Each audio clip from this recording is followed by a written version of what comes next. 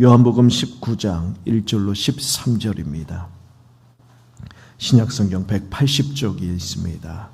요한복음 19장 1절로 13절까지 한 절씩 교독하겠습니다.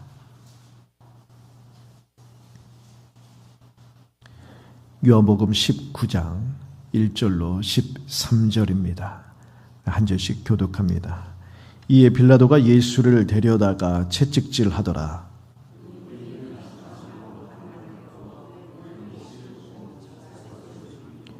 앞에 가서 이르되 유대인의 왕이여 평안할지어다 하며 손으로 때리더라.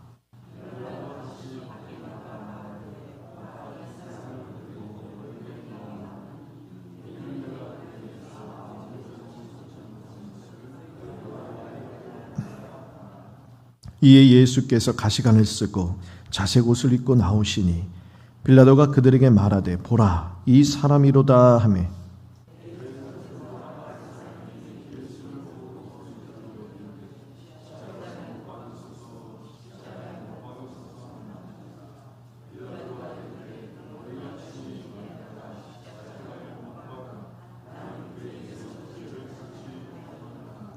유대인들이 대답하되 우리에게 법이 있으니 그 법대로 하면 그가 당연히 죽을 것은 그가 자기를 하나님의 아들이라 함이니이다. 다시 관정에 들어가서 예수께 말하되 너는 어디로부터냐 하되 예수께서 대답하여 주지 아니하시는지라.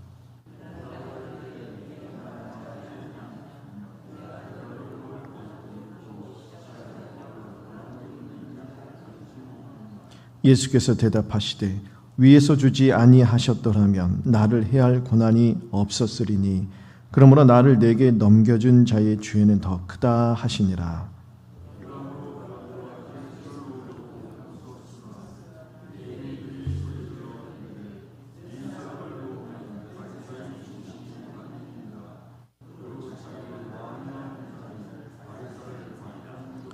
함께 읽겠습니다.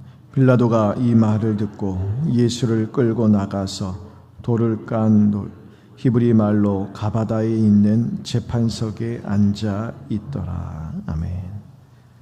예수님께서 이제 십자가에 못 박히시기 전에 총독 빌라도에게 신문을 받으시고 로마 군인들에게 조롱을 받으시는 장면이 이어지고 있습니다. 빌라도가 유대인들에게 이야기했지요. 유대인의 명절인 유월절에 관습에 따라서 죄수 한 명을 내어주는데 이 예수를 내어주겠는가 그랬을 때 그가 아니라 바라바를 원했습니다. 그러자 빌라도가 이제 예수님을 다시 관정으로 끌고 들어가서 예수님이 이제 채찍질하도록 합니다. 그러자 2절 3절에 보니까 군인들이 가시로 된 왕관을 예수님의 머리에 씌우지요. 그리고 자색 옷을 입힙니다.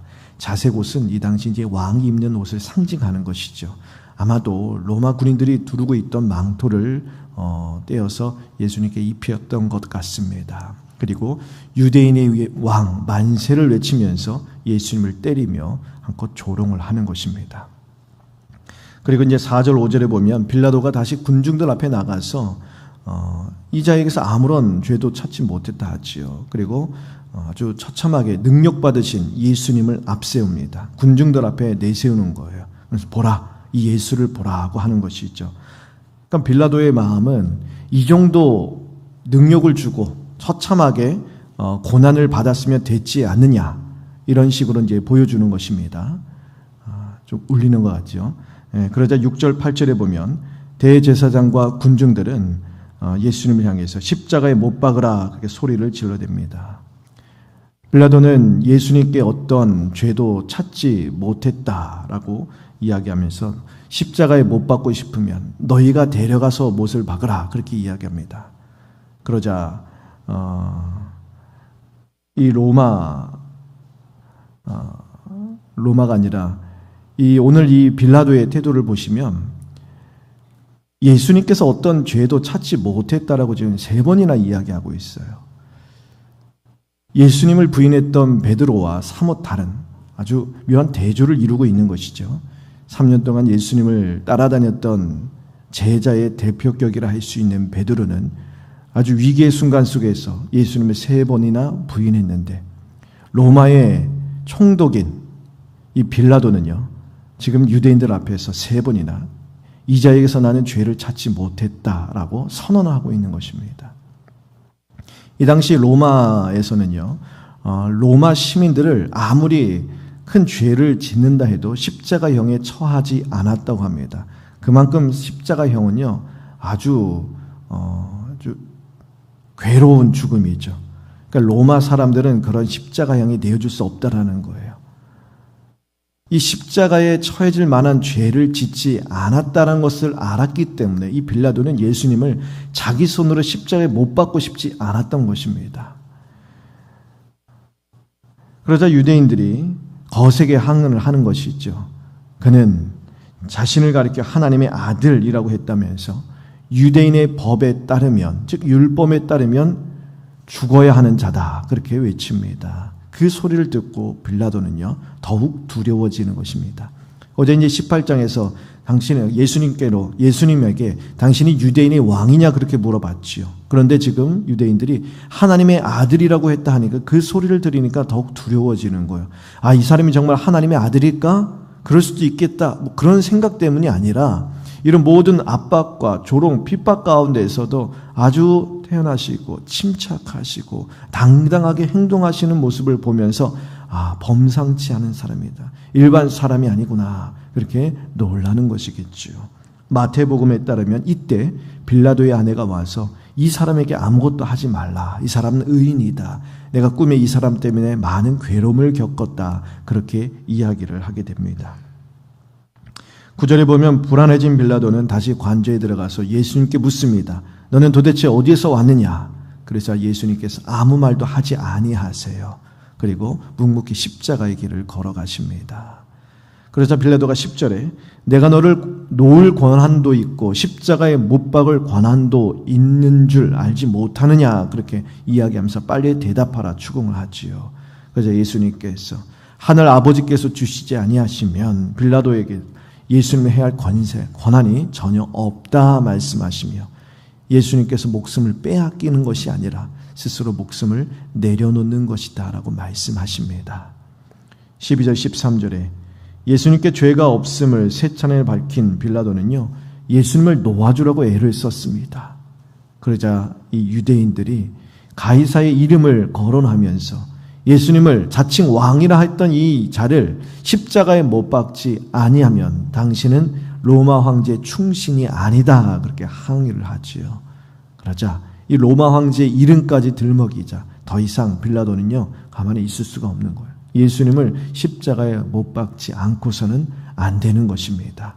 그래서 십자가에 못 박으라 판결을 내리기 위하여 재판석에 앉게 됩니다. 이 빌라도가 처음에는 예수님께 아무런 죄가 없음을 3번이나 깨닫게 됩니다. 그래서 예수님을 놓아주라고 애를 쓰게 되지요. 이 마이크가 좀 울리는데 조금 좀 내려주세요. 하지만 로마 황제를 거론하며 정치적으로 위협을 합니다. 그러자 그 압력에 이제 이기지 못하고 무너지는 거예요. 그래서 예수님을 십자가에 못 박게 되는 것이 있죠. 빌라도는 진리이신 예수님을 가장 가까이에서 봤습니다. 그 진리를 보았고 목격했어요. 그리고 어느 정도 알게 됩니다. 그래서 3번이나 예수님을 풀어주려고 노력을 하지요.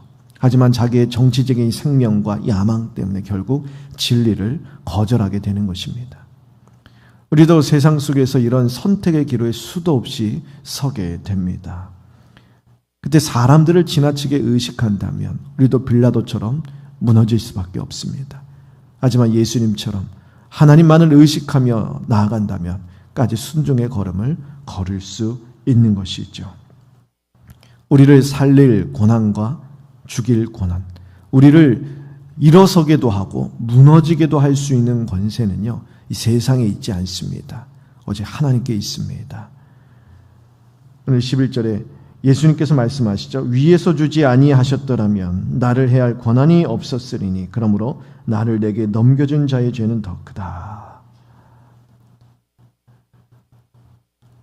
내 삶을 살아가면서 나를 도와줄 이 어디 없는가? 힘들고 어려울 때 세상을 향해 눈을 돌리게 되어 있어요. 어렵잖아요? 도와주를 찾게 됩니다. 힘들잖아요. 어디서 위로를 받고 무엇으로 해결을 할까? 우리의 눈이 세상으로 향하게 되어 있습니다. 믿음이 없기 때문이 아니에요. 자연스러운 본능이에요.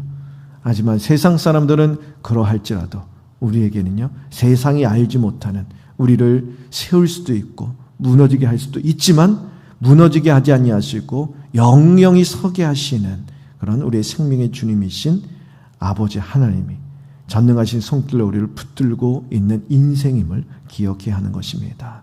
우리 눈앞에 우리를 무너지게 하는 그런 여러 가지 풍랑이 거세게 몰아닥칠 수도 있습니다. 하지만 하늘에 계신 우리 아버지의 허락이 아니면 아무도 우리 인생을 해할 수 없다라는 거예요. 우리의 영혼을 해할 수 없다라는 것입니다. 주님이 통치하시는 우리의 삶과 우리의 육신과 우리의 가정과 우리의 자녀들요, 그 어떤 것도 무너뜨릴 수 없다라는 거예요.